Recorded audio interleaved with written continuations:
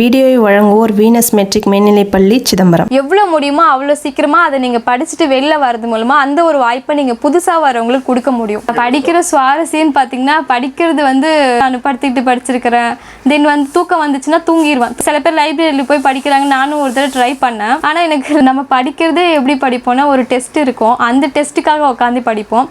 அப்புறம் போய் ரொம்ப உங்களை கஷ்டப்படுத்திக்கணும் அப்படிலாம் இல்லை. நான் முடிச்சிக்கல இல்லையா, ஒரு வேலை கிடச்சிச்சு, சரி போதும் நான் முடிச்சிக்கல இல்லையா, நான் இன்னும் தான் தொடர்ந்துட்டு இருக்கேன். இப்போ கூட எதுவுமே இல்லாலும் மறுபடியும் நான் ட்ரை பண்ணி இப்போ ஒரு எக்ஸாம் எழுத சொன்னாலும் என்னால் கிளியர் பண்ண முடியும் அப்பப்போ. ஆனால் உங்களுக்கு ஒரு விஷயம் தேவைப்படும். கோவில் மண்டபத்தில், பார்க்கில், லைப்ரரியில், ரயில்வே ஸ்டேஷனில் ஃபஸ்ட் அட்டெம்ப்ட் தான் கொடுக்க போகிறேன்னா அப்போ நல்ல எனர்ஜி இருக்கும். படிச்சுட்டு ஏற்கனவே முடிச்சுட்டு வந்தவங்க கிட்ட நல்ல அனுபவம் இருக்கும். இது ரெண்டும் நீங்கள் கலந்துக்கிட்டிங்கன்னா சில பேருக்கு நைட் ஸ்டடி வரும், இல்லை சில பேருக்கு இயர்லி மார்னிங் படிக்க வரும். படிக்கிற எல்லாமேலாம் ஒன்றும் நமக்கு மறந்துடாது, அந்த அளவுக்கு நமக்கு ஒன்றும் மறதிலாம் இருக்காது. ஓரளவுக்கு ஞாபகம் வச்சிருப்போம். நிறைய பிள்ளைங்களால டெஸ்ட் பேட்ச் ஒரு 2000 3000 அப்படி ஒரு காஸ்ட் இருந்தால் கூட கண்டிப்பாக கட்டி படிக்க முடியாத சூழ்நிலை இருப்பாங்க. அவங்களாம் என்ன பண்ணுவாங்கன்னா, அப்போ எவ்வளோ டைம் உங்களுக்கு கிடைக்குதோ அவ்வளோ டைம் நீங்கள் படிக்கிறதுக்காகவே ஸ்பெண்ட் பண்ணுங்கள். ஈவன் காலேஜில் படிக்கும்போது நமக்கு ஒரு கிளாஸ் ரூம் இருந்திருக்கும், ஃபேன் இருந்திருக்கும், நம்ம படிக்க போகிறோன்ற ஒரு ஐடென்டிட்டியோடு வந்திருப்போம். ஆனால் இங்கே பார்த்தீங்கன்னா வணக்கம், மறக்காம சப்ஸ்கிரைப் பண்ணுங்க, பக்கத்தில் இருக்க பெல் ஐகான் கிளிக் பண்ணுங்க. தேங்க்யூ. என்னுடைய பெயர் ராமதுளசி. நான் நடந்து முடிஞ்ச குரூப் 4 எக்ஸாமில் ஓவரால் 633 ரேங்க், கம்யூனல் ரேங்க் 205 எடுத்து ஜாப் செக்யூர் பண்ணியிருக்கேன். ஒரு விஷயம் நம்ம படிக்கிறது மறக்காமல் இருக்கணும், லாங் லாஸ்டிங்காக இருக்கணும். அதுக்கு என்ன பண்ணுறது, அதுதான் நான் உங்ககிட்ட ஷேர் பண்ணி போகிறேன். நான் தொடர்ந்து படிச்சுக்கிட்டே தான் இருப்பேன். நான் டே ஃபுல்லாக டைம் கிடைக்கும் போதெல்லாம் படிப்பேன். அதுதான் நீங்கள் ஃபஸ்ட்டு கண்டென்ட் ரெடி பண்ணிக்கோங்க. ரெடி பண்ணால் தானே அது மறக்காமல் இருக்கிறதா இல்லையா நம்ம செக் பண்ண முடியும். ஸோ படிக்க வேண்டியதை ஃபஸ்ட்டு படிச்சிருங்க. எவ்வளோ டைம் கிடைக்குதோ உங்களுக்கு ஒவ்வொருத்தங்களுக்கும் ஒவ்வொரு மாதிரியான சுச்சுவேஷன் இருப்பீங்க. அப்போ எவ்வளோ டைம் உங்களுக்கு கிடைக்குதோ அவ்வளோ டைம் நீங்கள் படிக்கிறதுக்காகவே ஸ்பெண்ட் பண்ணுங்கள். ஸோ எக்ஸ்ட்ரா இருக்கிற டைவ் பண்ணுற டாப்பிக்லாம் அதெல்லாம் போகாதீங்க. ஸோ எங்கெங்கெல்லாம் உங்கள் நேரம் வேஸ்ட் ஆகுதுன்னு பார்த்து அதை கம்மி பண்ணிவிட்டு இருக்கிற நேரம் ஃபுல்லாக படிச்சுடுங்க. கண்டென்ட் டெவலப் பண்ணுங்கள், உங்களுக்குள்ளே கொண்டு வாங்க. ஒரு ரிவிஷன் அகெயின் அடுத்த ரிவிஷனே ஒரு பாடத்தை நீங்கள் ஒரு தடவை படிக்கும்போது 2 தடவை படிச்சிருங்க. அடுத்து உடனே படிச்சிருங்க. படிச்சுட்டு நீங்கள் அதுக்கான டெஸ்ட்டு ப்ராக்டிஸ் உடனே எடுத்துக்கணும். நம்ம படிக்கிறதே எப்படி படிப்போம்னா, ஒரு டெஸ்ட் இருக்கும், அந்த டெஸ்ட்டுக்காக உட்காந்து படிப்போம். அப்புறம் போய் அந்த டெஸ்ட் எழுத போகிறோம், அவ்வளோதான். அந்த டெஸ்ட் எழுதி முடித்த உடனே நமக்கு மறக்காது, கண்டிப்பாக கொஞ்சம் டேஸ்க்கு மறக்காது. அப்படியே இன்னும் கேட்டிங்கன்னா, நம்ம சரியாக பண்ண கொஸ்டின் கூட நமக்கு மறந்துடும். நம்ம ஏதாவது ஒரு கொஸ்டின் தப்பு பண்ணியிருப்போம், அந்த கொஸ்டின் அங்கே தெரிஞ்சிருப்போம். நம்ம இந்த கொஸ்டின் இங்கே தப்பு பண்ணிட்டோம்லன்றது கடைசி வரைக்கும் மறக்காது, எக்ஸாம் வரைக்குமே மறக்காது. அப்படி தான் மறக்காமல் இருக்கிறதுக்கான வழின்னு சொல்லலாம். இதுக்கப்புறம் ஸ்பெஷலான வழிலாம் எதுவும் கிடையாது. சில பேருக்கு நைட் ஸ்டடி வரும், நைட் ஸ்டடி பண்ணுங்கள். இல்லை சில பேருக்கு இயர்லி மார்னிங் படிக்க வரும், படிங்க. ஆனால் நைட்டில் படிக்கிறவங்க டே டைமில் கொஞ்சம் ரெஸ்ட் எடுப்பாங்க, அது கொஞ்சம் யூஷுவல் தான், எடுத்துக்கோங்க. புரிஞ்சு படித்தாதான் இது மறக்காதுன்னு சொல்கிறாங்க, அது உண்மை தான். புரிஞ்சு படித்தாதான் மறக்காது. ஹிஸ்ட்ரிலாம் பார்த்தீங்கன்னா ஒரு ஸ்டோரி மாதிரி கனெக்ட் பண்ணி ஞாபகம் வச்சுக்கோங்க. அப்படி பண்ணும்போது உங்களுக்கு அது மறக்காமல் இருக்கும். ஸோ பாலிட்டிலாம் ஆர்டிக்கல் தனியாக எழுதி வச்சு அது படிச்சுக்கோங்க, அது கொஞ்சம் மறக்காமல் இருக்கும். அப்புறம் எது மறக்குதோ அதை தனியாக நோட் பண்ணி வச்சுட்டு அகைன் அது திரும்பி பார்க்கறதுனால அது உங்களுக்கு மறக்காமல் இருக்கும். இப்போ படிக்கிற எல்லாமேலாம் ஒன்றும் நமக்கு மறந்துடாது, அந்த அளவுக்கு நமக்கு ஒன்றும் மறதிலாம் இருக்காது. ஓரளவுக்கு ஞாபகம் வச்சுருப்போம், சில விஷயம் தான் மறக்கும் உண்மையாக. அந்த மறக்கிற விஷயத்தை திரும்ப பார்த்தோன்னா அதுவும் ஞாபகம் வந்துட போகுது.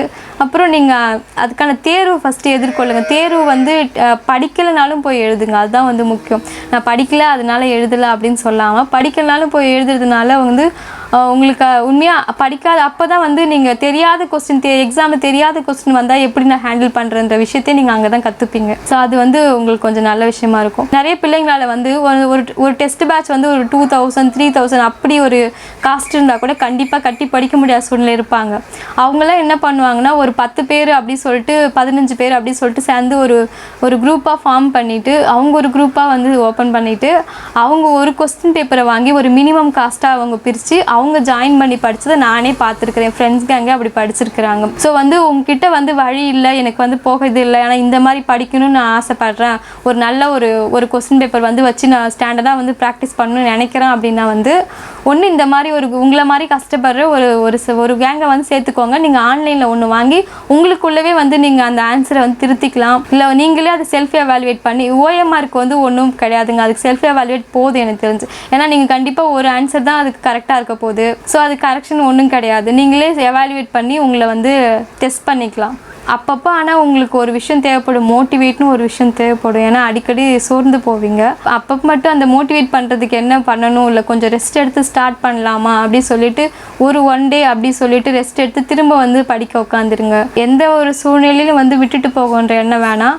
ஏன்னா எனக்கு தெரிஞ்ச நிறைய எக்ஸாம்ஸ் வந்து இந்த ஒரு பர்டிகுலர் எக்ஸாமுக்காக நான் போகணும்னு நினச்சவங்க கூட வழியிலே வந்து நின்று போயிருக்கிறாங்க, இல்லை வேற ஒரு எக்ஸாம் பாஸ் பண்ணி வேலைக்கு போயிருக்கிறாங்க. போயிட்டு கூட என்ன சொல்லுவாங்கன்னா, நான் எனக்கான எக்ஸாம் சூஸ் பண்ணி நான் படிக்கணும் அப்படி சொல்லுவாங்க. ஃபர்ஸ்ட் அட்டெம்ப்ட் தான் கொடுக்க போகிறேன்னா அப்போ நல்ல எனர்ஜி இருக்கும், படிச்சுட்டு ஏற்கனவே முடிச்சுட்டு வந்தவங்க கிட்ட நல்ல அனுபவம் இருக்கும்.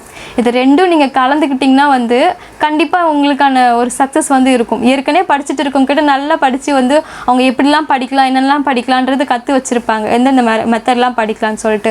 இப்போ ஃப்ரெஷ்ஷாக வரவங்க கிட்ட நல்லா படிக்கிற அளவுக்கு எனர்ஜி இருக்கும், அவங்க ஆல்ரெடி அதை ட்ரைன் பண்ணியிருப்பாங்க. 2 பேரும் அதை சேர்ந்து மாற்றிக்கிறது மூலமாக வந்து சீக்கிரமாக மேலே வரலாம். படிக்கிற சுவாரஸ்யம்னு பார்த்தீங்கன்னா, படிக்கிறது வந்து கண்டிப்பாக அது ஒரு கொஞ்சம் ஒரு ஈஸியான விஷயம் கிடையாது தான். ஒரு கொஞ்சம் போரிங்காக தெரியலாம். நான் வந்து இப்படி படிப்பேன்னா கொஞ்ச நேரம் படிப்பேன், இன்னும் கேட்ட லேப்டாப்பில் வச்சு படிக்கிறதுனால நான் படுத்துக்கிட்டு படிச்சிருக்கிறேன்.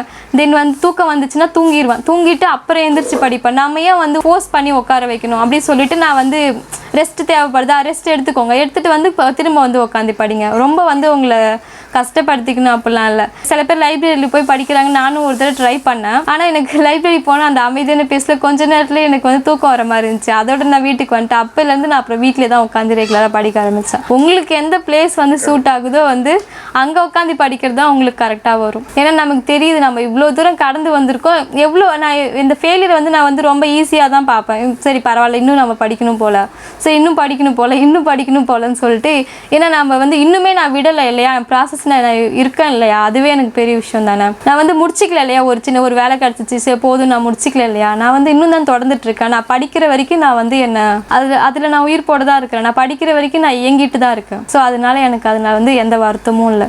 இப்போ கூட எதுவுமே இல்லாலும் மறுபடியும் நான் ட்ரை பண்ணி இப்போ ஒரு எக்ஸாம் எழுத சொன்னாலும் என்னால் கிளியர் பண்ண முடியும். ஸோ அந்த அளவுக்கு உங்களை டெவலப் பண்ணிக்கிட்டிங்கனாலே நீங்கள் வந்துடலாம். டைம் வந்து அதிகமாக எடுத்துக்காமல் எவ்வளோ சீக்கிரம் படிக்க முடியுமோ படிச்சுட்டு குயிக் ரிவிஷன் எடுத்துக்கோங்க. குயிக் ரிவிஷன் வந்து ரெகுலராக பண்ணிகிட்டே இருக்கிறதுனால உங்களுக்கு அந்த ப்ராசஸ் வந்து கொஞ்சம் கண்டிப்பாக இது கொஞ்சம் கடினமான ப்ராசஸாக தான் இருக்கும். ஏன்னா நீங்கள் வந்து காலேஜ் வரைக்கும் உங்களுக்கு வீட்டில் சப்போர்ட் பண்ணுவாங்க, அதுக்கப்புறம் நீங்கள் வேலைக்கு போகணும்னு எதிர்பார்ப்பாங்க. ஸோ இல்லை நீங்கள் படிக்க வரீங்கன்னு சொல்லும்போது உங்களுக்கு வந்து சப்போர்ட் வந்து இருக்காது. ஈவன் காலேஜில் படிக்கும்போது நமக்கு வந்து ஒரு கிளாஸ் ரூம் இருந்திருக்கும், ஃபேன் இருந்திருக்கும், நம்ம படிக்க போகிறோன்ற ஒரு ஐடென்டிட்டியோடு வந்திருப்போம். ஆனால் இங்கே பார்த்தீங்கன்னா வந்து உங்களுக்கு எல்லாமே கரெக்டாக கிடைக்குமான்னு தெரியாது. நான் படிக்கும்போது நான் பார்த்துருக்குறேன், கோவில் மண்டபத்தில் உட்காந்து படிச்சிருக்காங்க, பார்க்கில், லைப்ரரியில், அதுக்கப்புறம் ரயில்வே ஸ்டேஷனில், இப்படிலாம் வந்து பிள்ளைங்க வந்து படித்து கிளியர் பண்ணியிருக்காங்க. இப்படி பார்த்தீங்கன்னா வந்து எல்லா ஃபெசிலிட்டி இருந்து தான் நான் கிளியர் பண்ணும் அப்படின்னு கிடையாது. உங்களுக்கு வந்து என்ன இருக்குதோ அதை வச்சுட்டு நீங்கள் வந்து முன்னாடி வர பாருங்கள். நான் வந்து உங்களுக்கு புதுசாக படிக்கிற ஒரு ஆஸ்பிரண்ட்டாக இருந்தாலும் ஏற்கனவே படிச்சுட்டு இருக்க ஒரு ஆஸ்பிரண்ட் நான் என்ன சொல்ல விரும்புகிறேன்னு வச்சுக்கோங்களேன். ரொம்ப நேரமாக நீங்கள் வந்து ஒரு சீட்டை வந்து நீங்கள் ஒரு இடத்துல வந்து பயன்படுத்திட்டு இருக்கீங்க. எவ்வளோ முடியுமோ அவ்வளோ சீக்கிரமாக அதை நீங்கள் படிச்சுட்டு வெளில வரது மூலமாக அந்த ஒரு வாய்ப்பை நீங்கள் புதுசாக வரவங்களுக்கு கொடுக்க முடியும். ஸோ அதனால வந்து ரொம்ப காலமாக படிச்சுட்டு வரவங்க அதை நினைவு வச்சுக்கோங்க. வீடியோவை வழங்குவோர் வீனஸ் மெட்ரிக் மேல்நிலைப்பள்ளி சிதம்பரம்.